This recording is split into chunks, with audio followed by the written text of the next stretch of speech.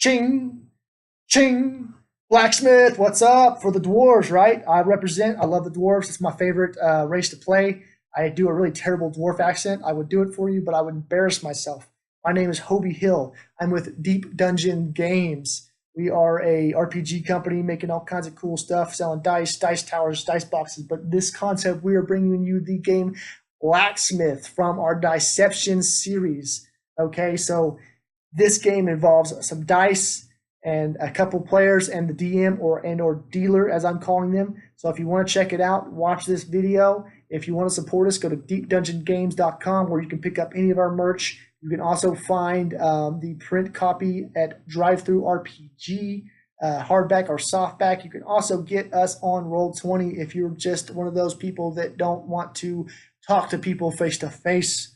So without any further ado, let's get to hammering some metal with Blacksmith. All right, guys, so we're doing Blacksmith. Blacksmith is a really fun game. I kind of made it for the dwarves out there. So one of the few games which is mandatory number of participants. So you can only have 3, the DM and 2 additional people. The game will last for D10 determined number of rounds. We'll go ahead and roll that. That's going to be 10 rounds. Wow, that's pretty high. So I'm going to put this guy over here for the number of rounds. So the dealer starts by placing the D20 on the number 10.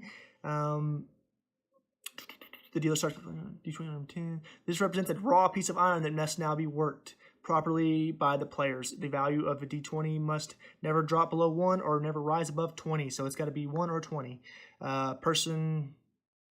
Basically, each player rolls a D8, one at a time. One player will subtract their roll, but the other must add theirs. So we're going to say this guy is going to subtract, this guy is going to add, okay? And the D4 is just for the DM for impurity purposes. So there's always variables metalworking. So the dealer will roll a D4 after both players roll. Odd number of D4 rolls will subtract the value, while even numbers will add. As for a predetermined number of rounds, the value of the D20 is between 1 and 20. The tandem players win. All right, guys, so I'm actually going to reduce this. I'm just going to go to the mid-level here. I'm just going to go to 5 just to get the concept across. And you can see that the more rounds you go, the more craziness it can create, right? So we're going to say that this guy's going to go first. So that's going to go to 14. Why are so many numbers on this thing, right? Like a D20. Why is there so many numbers on a D20? God. So that was the last roll. Okay, so that guy's going to subtract. This one's going to add 3.